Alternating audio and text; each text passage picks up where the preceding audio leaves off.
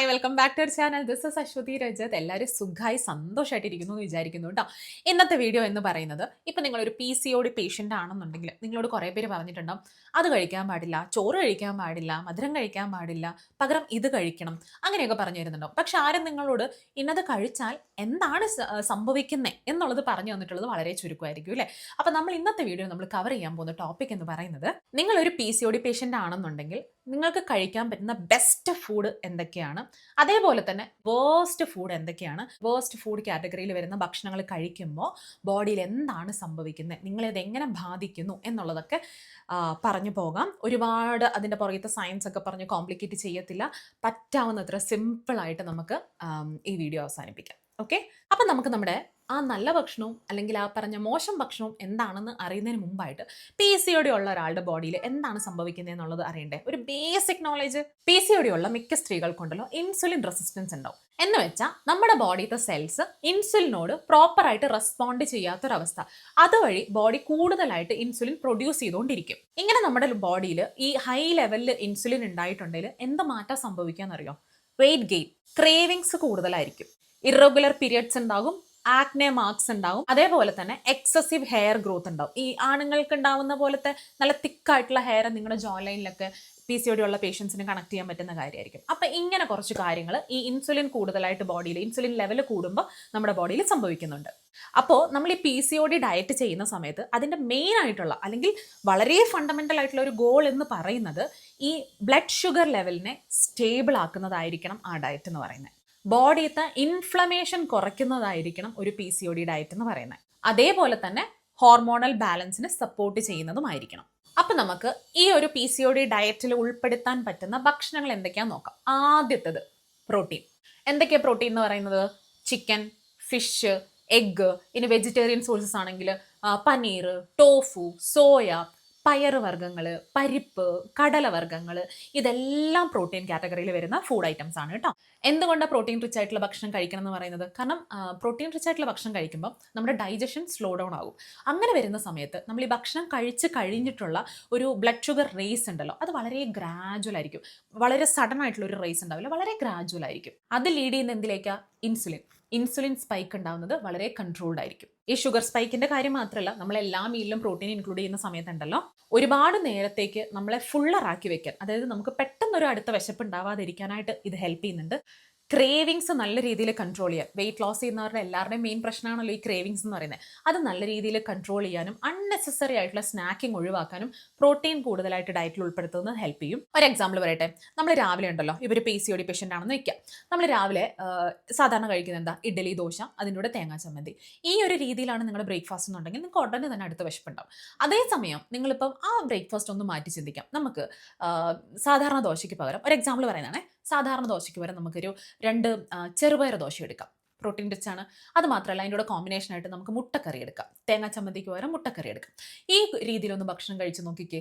നമ്മൾ ഒരുപാട് നേരത്തേക്ക് ഫുള്ളറാക്കി വെക്കാനും നമ്മൾ എന്താ പറയുക, പെട്ടെന്നൊന്നും അടുത്ത വിശപ്പോ അല്ലെങ്കിൽ അടുത്ത സ്നാക്കിങ്ങിന് വേണ്ടിയിട്ട് നമ്മളൊരു ഇപ്പോൾ ഒരു 8 മണിക്ക് ഭക്ഷണം കഴിച്ച് കഴിഞ്ഞാൽ ഒരു 12 മണിയാകുമ്പോഴത്തേക്കും ഉണ്ടാകുന്ന അമിത വിശപ്പില്ലേ, അതൊക്കെ നല്ല രീതിയിൽ കൺട്രോൾ ചെയ്യാനായിട്ട് ഈ രീതിയിൽ നമ്മുടെ ബ്രേക്ക്ഫാസ്റ്റ് മാറ്റുന്നത്, അതായത് പ്രോട്ടീൻ റിച്ച് ആയിട്ട് മാറ്റുന്നത് ഒത്തിരി ഹെൽപ്പ് ചെയ്യും കേട്ടോ. പ്രോട്ടീൻ പോലെ തന്നെ ഇമ്പോർട്ടൻ്റ് ആയിട്ടുള്ള മറ്റൊരു ഫുഡ് കാറ്റഗറി എന്നാണെന്നറിയോ? ഫൈബർ റിച്ച് ആയിട്ടുള്ള ഫുഡ്. എന്തൊക്കെയാണ് ഫൈബർ റിച്ച് ആയിട്ടുള്ള ഫുഡ്?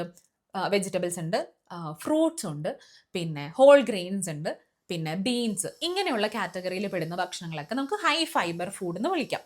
ഇതെന്താ നമ്മുടെ ശരീരത്തിൽ ചെയ്യുന്നതെന്ന് അറിയോ? നമ്മുടെ ബ്ലഡ് സ്ട്രീമിലേക്ക് ഷുഗർ അബ്സോർബ് ആവുന്ന ആ ഒരു പ്രോസസ്സിനെ ഈ ഫൈബർ റിച്ച് ആയിട്ടുള്ള ഫുഡാണ് നിങ്ങൾ കഴിച്ചതെന്നുണ്ടെങ്കിൽ അതൊന്ന് സ്ലോ ഡൗൺ ചെയ്യിക്കും. ഇങ്ങനെ വരുമ്പോൾ ഉണ്ടല്ലോ, ബ്ലഡ് ഷുഗർ ലെവൽ സ്റ്റേബിൾ ആക്കി വെക്കാനും ഇൻസുലിൻ റെസിസ്റ്റൻസ് ഇംപ്രൂവ് ചെയ്യാനും അത് ഹെൽപ്പ് ചെയ്യും. അത് മാത്രമല്ല, ഈ PCOD ഉള്ള ഒരാൾക്ക് ഹോർമോണൽ ഇംബാലൻസസ് അവിടെ ഉണ്ടല്ലോ. ഈ നമ്മുടെ ഹോർമോൺസിനെ റെഗുലേറ്റ് ചെയ്യുന്നതിൽ നമ്മുടെ gut plays a very important role. അപ്പോൾ കൂടുതലായിട്ട് ഫൈബർ റിച്ച് ആയിട്ടുള്ള ഭക്ഷണം കഴിക്കുന്നത് ഗട്ട് ഹെൽത്ത് ഇംപ്രൂവ് ചെയ്യാനായിട്ട് ഒത്തിരി ഹെൽപ്പ് ചെയ്യും. അപ്പം നമ്മൾ എങ്ങനെ ഈ ഫൈബർ നമ്മുടെ ഡയറ്റിൽ ഇൻക്ലൂഡ് ചെയ്യേണ്ടേ? നമ്മുടെ ഒരു ലഞ്ച് പ്ലേറ്റ് ഇമാജിൻ ചെയ്യുക. ആ ലഞ്ച് പ്ലേറ്റിൻ്റെ പകുതിയോളം ഭാഗം നമുക്ക് ഈ പറഞ്ഞ ഫൈബർ റിച്ച് ആയിട്ടുള്ള ഫുഡ് ഇൻക്ലൂഡ് ചെയ്യണം. അതായത് നമ്മുടെ സാധാരണ ചോറും കറിയൊക്കെ കഴിക്കുന്ന ഒരു ലഞ്ച് ആയിക്കോട്ടെ, നമ്മളതിൽ ചോറുണ്ട്, പിന്നെ പ്രോട്ടീൻ സോഴ്സസ് ഉണ്ട്, അതേപോലെ തന്നെ എല്ലാം ബാലൻസ്ഡ് ആയിട്ടുള്ള എല്ലാ ന്യൂട്രിയൻസും ഉണ്ട്. പക്ഷെ ഫൈബറിന്റെ ക്വാണ്ടിറ്റി എന്ന് പറയുന്നത് ആ പ്ലേറ്റിന്റെ പകുതിയോളം പ്ലേറ്റ് വേണം. പക്ഷെ നമ്മൾ സാധാരണ കഴിക്കുന്നത് എങ്ങനെയാ? പ്ലേറ്റിന്റെ പകുതിയോളം ഭാഗം അല്ലെങ്കിൽ അതിന്റെ മുക്കാലോളം ഭാഗം നമ്മൾ കാർബോഹൈഡ്രേറ്റ് നമ്മുടെ റൈസ് വെച്ചിട്ടാണ് ഫില്ല് ചെയ്യുന്നത്. അതൊന്ന് നേരെ തിരിച്ച് ചെയ്യുക. അതായത് പകുതിയോളം ഭാഗം നമുക്ക് ഈ പറഞ്ഞ വെജിറ്റബിൾസും ഫ്രൂട്ട്സും ഒക്കെ വെച്ചിട്ട് ഫില്ല് ചെയ്യാം. പിന്നെ വരുന്ന കാൽഭാഗം നമുക്ക് റൈസ് എടുക്കാം. ബാക്കി വരുന്ന കാൽഭാഗം നമുക്ക് പ്രോട്ടീൻ റിച്ച് ആയിട്ടുള്ള പ്രോട്ടീൻ സോഴ്സസ് എന്തെങ്കിലുമൊക്കെ ഒന്ന് ആഡ് ചെയ്യാം. ഇങ്ങനെയൊന്ന് നിങ്ങളുടെ ലഞ്ച് പ്ലേറ്റ് ക്രമീകരിച്ച് നോക്കിക്കേ, ഉറപ്പായിട്ടും നല്ല മാറ്റങ്ങളുണ്ടാവും. ഇനി മൂന്നാമത്തെ സൂപ്പർ ഫുഡ് എന്നാണെന്നറിയോ? Whole grains. അതായത് എല്ലാ കാർബോഹൈഡ്രേറ്റും നമ്മുടെ ശരീരത്തിന് മോശം ചെയ്യുന്ന ഒന്നല്ല. Which means not all carbohydrates are bad. അതാണ് ഞാനിപ്പോൾ മലയാളത്തിലേക്ക് തർജ്ജമ ചെയ്ത് മോശം ചെയ്യുന്ന കാര്യമല്ല എന്ന് പറഞ്ഞു. പക്ഷെ നിങ്ങൾക്ക് സംഭവം പിടിയിട്ടിട്ടുണ്ടാവും എന്ന് വിചാരിക്കുന്നു. അതായത് നമ്മൾ ഏത് കാർബോഹൈഡ്രേറ്റ് ആണ് ചൂസ് ചെയ്യുന്നത് എന്നത് വളരെ ഇമ്പോർട്ടൻ്റ് ആണ്. ഈ സിമ്പിൾ കാർബോഹൈഡ്രേറ്റ് ആണോ, അതായത് നമ്മുടെ വൈറ്റ് റൈസ് പോലെയുള്ളതാണോ ചൂസ് ചെയ്യുന്നത്, അതോ ഈ പറഞ്ഞ പോലെ ഹോൾ ഗ്രെയിൻസ്, അതെന്തൊക്കെയാണ്? Oats, brown rice, millets, quinoa, ഇതിലെല്ലാം നല്ല അളവിൽ ഫൈബർ ഉണ്ട്, ന്യൂട്രിയൻ ഡെൻസ് ആണ് ഇതെല്ലാം വളരെ സ്ലോ ആയിട്ട് ഡൈജസ്റ്റ് ആവുള്ളൂ. നമ്മുടെ വൈറ്റ് റൈസ് പോലെയല്ല, വളരെ സ്ലോ ആയിട്ട് ഇത് ഡൈജസ്റ്റ് ആവുള്ളൂ. അങ്ങനെ വരുമ്പോൾ എന്താ സംഭവിക്കുക? നമ്മൾ PCOD പേഷ്യൻസ് ഉള്ള PCOD പേഷ്യൻ്റ് ആയ ഒരാളുടെ നമ്മുടെ ഡയറ്റിന്റെ മെയിൻ ഗോൾ എന്ന് പറയുന്നത് ഈ പറഞ്ഞ blood sugar spike maximum control ചെയ്യുക എന്നുള്ളതാണ്. സോ ഇങ്ങനെ സ്ലോ ആയിട്ട് ഡൈജസ്റ്റ് ആവുന്ന ഫുഡ് കഴിക്കുമ്പോഴല്ലോ നമ്മുടെ ബ്ലഡ് ഷുഗർ സ്പൈക്ക്, ആ ഒരു റാപ്പിഡ് ആയിട്ടുള്ള ബ്ലഡ് ഷുഗർ സ്പൈക്ക് ഉണ്ടാവില്ല. അതിനെ കൺട്രോൾ ചെയ്യാൻ പറ്റും. അപ്പം നമ്മൾ ചെയ്യേണ്ടത് എന്താ? ഈ കാർബ്സ് കംപ്ലീറ്റ് ആയിട്ട് അവോയ്ഡ് ചെയ്യുന്നതിന് പകരമായിട്ട് ഇതേപോലെയുള്ള കോംപ്ലക്സ് കാർബ്സ് അല്ലെങ്കിൽ ഈ ഹെൽത്തി കാർബ്സ് എന്നൊക്കെ പറയില്ലേ, ഇങ്ങനെയുള്ള ഓപ്ഷൻസ് ചൂസ് ചെയ്യുക. അതായത് വൈറ്റ് റൈസിന് പകരമായിട്ട് നമ്മുടെ മട്ട അരി, ഓട്സ്, ഈ പറഞ്ഞ ഖീൻവ, അല്ലെങ്കിൽ ബ്രൗൺ റൈസ്, മില്ലറ്റ്സ്, അങ്ങനെയുള്ള ഓപ്ഷൻസ് ഒക്കെ നിങ്ങൾ ചൂസ് ചെയ്യുക. നാലാമതായിട്ട് PCOD പേഷ്യൻറ്റിൻ്റെ ഡയറ്റിൽ ഉണ്ടാവേണ്ട ആ ഒരു സൂപ്പർ ഫുഡ് എന്നതാണെന്നറിയോ? Healthy fat. എന്തൊക്കെയാണ് ഈ ഹെൽത്തി ഫാറ്റ് എന്ന് പറയുന്നത്? നട്ട്സ് ഉണ്ട്, സീഡ്സ് ഉണ്ട്, ഒലീവ് ഓയിൽ, ഫാറ്റി ഫിഷ്, ഇതൊക്കെ നമുക്ക് ഹെൽത്തി ഫാറ്റ് പ്രൊവൈഡ് ചെയ്യുന്ന കുറച്ച് ഫുഡ് സോഴ്സസ് ആണ്.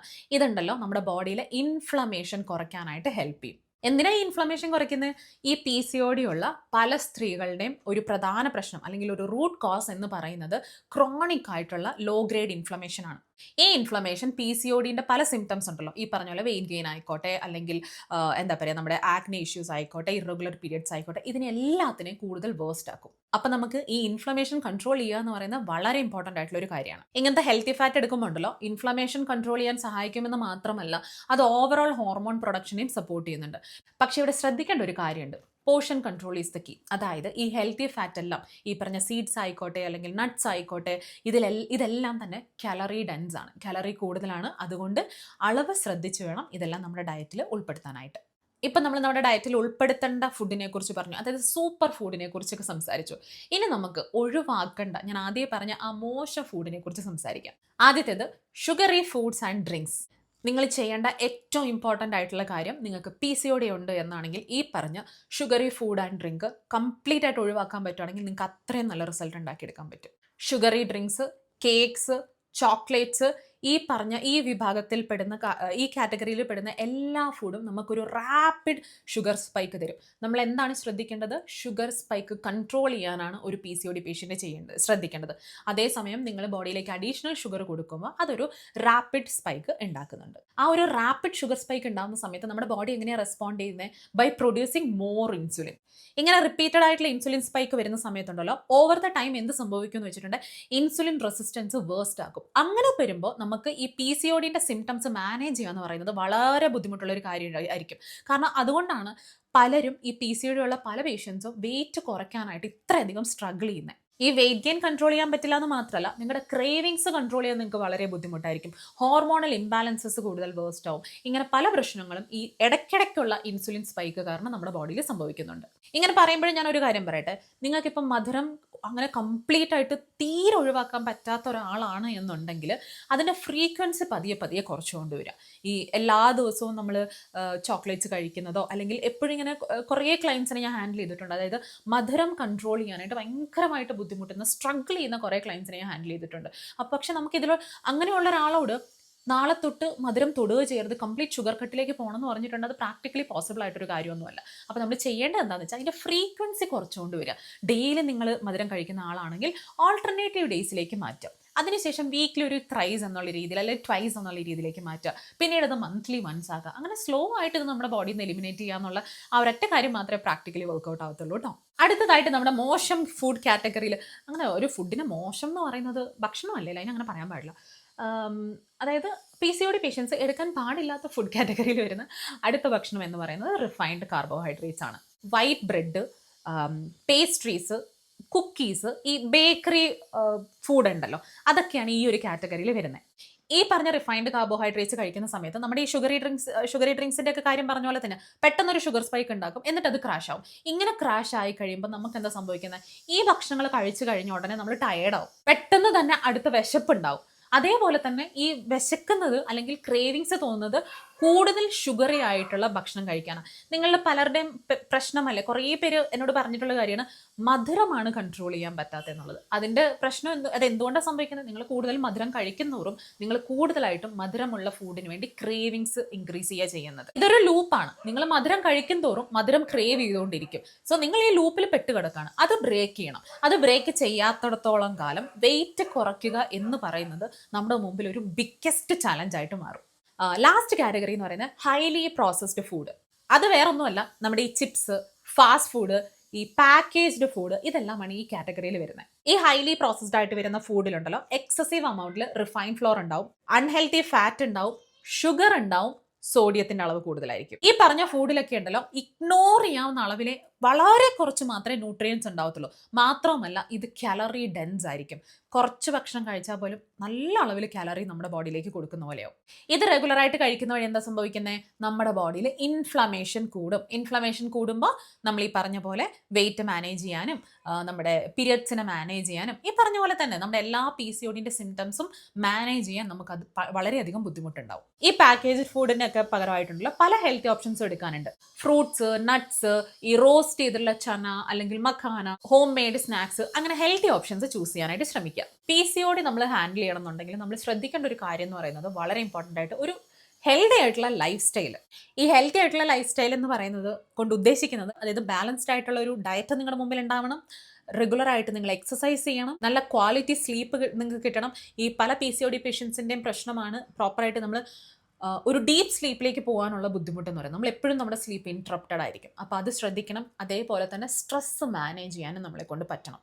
ഓൾറൈറ്റ്, അപ്പോൾ ഈ വീഡിയോ യൂസ്ഫുൾ ആയിരുന്നു എന്ന് വിചാരിക്കുന്നു. നിങ്ങൾക്ക് അടുത്തായിട്ട് എന്ത് കണ്ടന്റിൻ്റെ മേലെയാണ് ഞാൻ എന്ത് വിഷയത്തിനെ കുറിച്ചാണ് ഞാൻ വീഡിയോ ചെയ്യേണ്ടതെന്നുള്ളത് കമൻറ്റ് ചെയ്ത് പറയാം. ഓക്കെ, അപ്പോൾ അതിനെക്കുറിച്ചുള്ള ഡീറ്റെയിൽ ആയിട്ടുള്ള വീഡിയോസ് ഞാൻ ചെയ്യുന്നതായിരിക്കും. ആൻഡ് ഈ വീഡിയോ യൂസ്ഫുൾ ആയി എന്ന് തോന്നുന്നുണ്ടെങ്കിൽ നിങ്ങളുടെ PCOD ഉള്ള നിങ്ങളുടെ ഫ്രണ്ടിന് ഷെയർ ചെയ്ത് കൊടുക്കാനും മറക്കണ്ട. ആൻഡ് വീഡിയോ ലൈക്ക് ചെയ്യാനും ഷെയർ ചെയ്യാനും ഈ പറഞ്ഞ പോലെ ചാനൽ സബ്സ്ക്രൈബ് ചെയ്യാനും ഒന്നും മറക്കണ്ട കേട്ടോ. അപ്പോൾ thank you so much for watching this video. This is Aswathy Rajath signing out. Tata.